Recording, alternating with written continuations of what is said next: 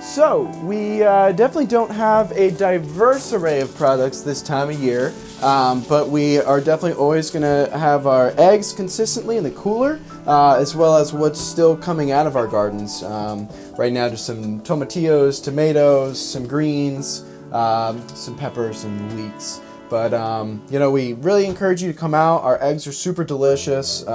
We should have them all winter long, and we take cash on the honor system, or you can pay through Square. We've got a QR code right here in the stand.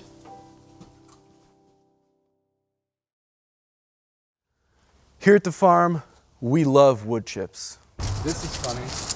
We're getting a drop of wood chips. Sounds weird, but it's true. Wood chips are seriously really incredible thing in organic farming, because the mechanical chipping of a tree is just speeding up the decomposition process of tree material by a rate that's never really going to happen in nature. And so we can build topsoil and make compost and different things like that really fast with wood chips. We're able to use the wood chips as our carbonaceous material, and then our nitrogenous material is either going to be manure from horses locally, or our own birds and pigs and such. They also make for great walkways, and so we plan for next year for the entire farm to have a little network of a walkway for tours, and then all the gardens also having their own walkways in between all the beds, and all of those being those wood chips.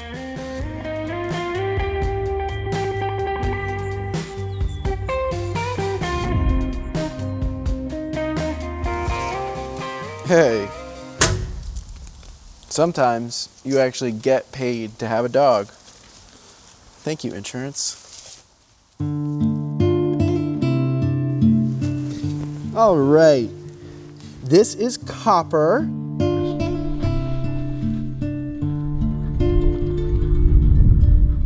This is my newest friend in life. Got Copper kind of on a whim on a road trip in South Carolina. Our old farm truck broke down, and the mechanic had her, and she, I don't know if you can see, but she got bit by a copperhead snake when she was little, and so her head is just ever so slightly deformed and scarred. So they were having trouble finding a home for her, and just kind of felt meant to be, and I brought her home with me, and she's been such an amazing addition to the farm and to my life, and she's becoming the farm's mascot. No biting.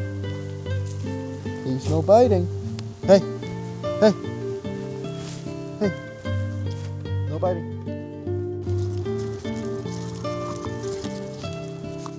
Right. And we're back. Oh, yeah. Wet the whistle.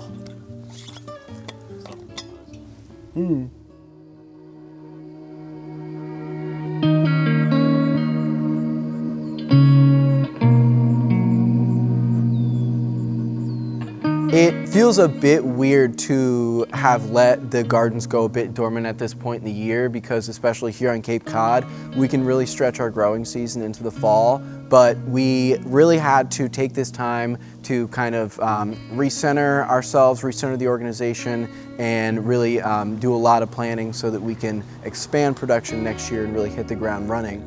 A lot of the planning that's been going on lately has been figuring out what the business model for the farm is going to look like, and we need to figure out how much food we're able to produce and how much revenue that correlates to, as well as looking at our other revenue streams being the rental of our house and farm tours and classes and workshops and our farm to table dinner series. So really looking at a holistic view of how this place is actually going to function as a sustainable business has been certainly kind of on the forefront lately. And then operationally, what we've been doing for next year is planning and staking out for a big expansion of our garden beds, as well as a lot of repairs on the hoop houses over on our other property so that we can be able to cultivate crops in those greenhouses come spring and summer next year.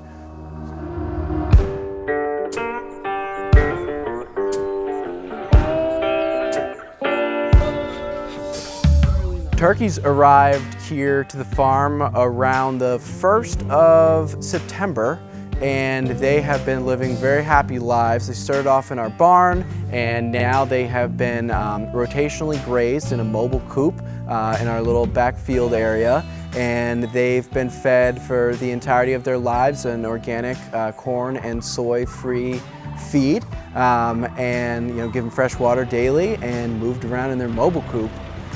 Unfortunately, and especially around the holidays, millions of turkeys are raised in conventional feeding lots and really live some pretty sad lives and eat conventional grains that unfortunately contain glyphosate and other harmful chemicals. These birds often don't see light, they never feel fresh air, quite a sad existence and a very cheap meat product to buy at the store.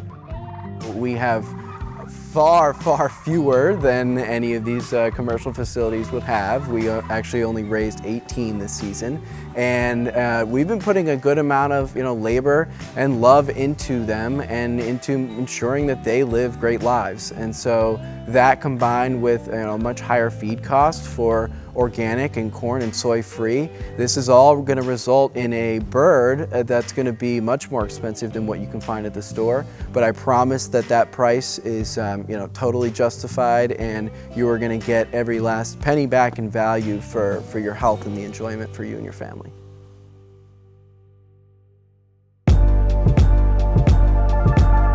At Pelham Farms, we absolutely love our laying chickens, and they produce just the most delicious eggs that you'll ever taste.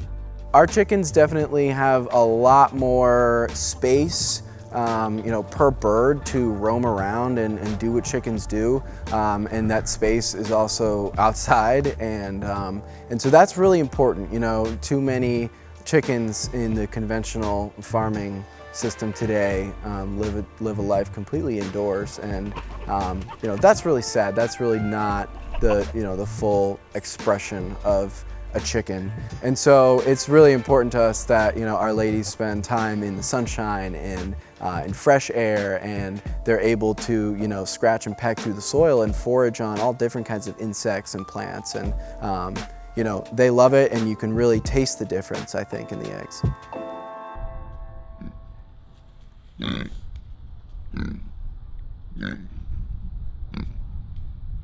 Sounds good. The pigs have had an incredible fall back in this field area.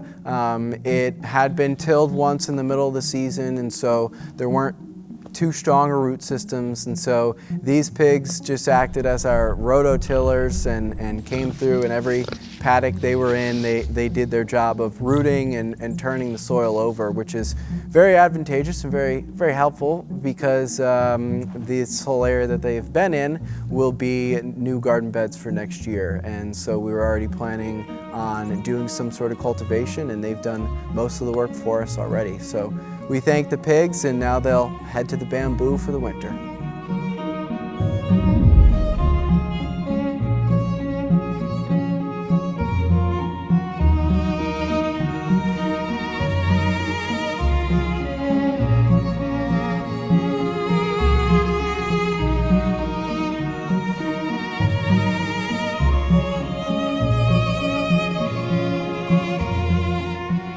The pigs will be living in the bamboo for the winter time, and that's really because not much of anything is going to be growing on the farm. And so back there we'll be feeding them a combination of fermented whole grains as well as some alfalfa.